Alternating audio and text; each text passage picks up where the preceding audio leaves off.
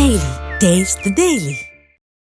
Star హీరోలు ఒక్కో సినిమాకి ఏళ్లకేళ్లు గ్యాప్ తీసుకుంటున్నారు. మరి వాళ్లే తీసుకుంటున్నప్పుడు మేమెందుకు తీసుకోకూడదు అంటున్నారు మీడియం రేంజ్ హీరోలు. అదేంటంటే క్వాలిటీ ముఖ్యం బాసు అంటున్నారు. మరి ఒక్కో సినిమాకి 2 ఏళ్లు అంతకంటే ఎక్కువ గ్యాప్ ఇచ్చిన ఆ హీరోలు ఎవరో చూద్దామా?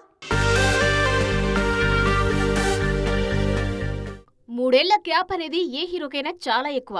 మీడియం రేంజ్ హీరోకైతే మరీ ఎక్కువ. అయితే టైం గ్యాప్ ఉన్నా టైమింగ్ లో అస్సలు గ్యాప్ ఉండదంటున్నారు అడవిశేషు. 2022లో హిట్ 2తో వచ్చిన ఈయన 2026 మార్చి 19న డెకాయిట్ తో రానున్నారు. తాజాగా రిలీజ్ డేట్ లాక్ చేశారు మేకర్స్. అలాగే మే 1న గూఢచారి 2 విడుదల కానుంది. అంటే 2 నెలల్లో 2 సినిమాలన్నమాట. అడవిశేషు మాత్రమే కాదు, సాయిధరమ్ తేజ్ సైతం 2 ఏళ్లకు పైగానే గ్యాప్ ఇచ్చారు. 2023లో బ్రో సినిమాతో వచ్చిన ఈయన సంబరాల ఏటిగట్టు కోసం భారీ గ్యాప్ ఇచ్చారు. 2026 ఫస్ట్ హాఫ్ లో ఈ సినిమా రానుంది. 100 కోట్లకు పైగా బడ్జెట్ తో సంబరాల ఏటిగట్టు సినిమాను తెరకెక్కిస్తున్నారు కొత్త దర్శకుడు రోహిత్. మిస్ శెట్టి మిస్టర్ పొలిశెట్టి తర్వాత నవీన్ పొలిశెట్టి సైతం 2 ఏళ్లకు పైగా గ్యాప్ తీసుకున్నారు. జనవరి 14న అనగనగా ఒకరాజు సినిమాతో రానున్నారు.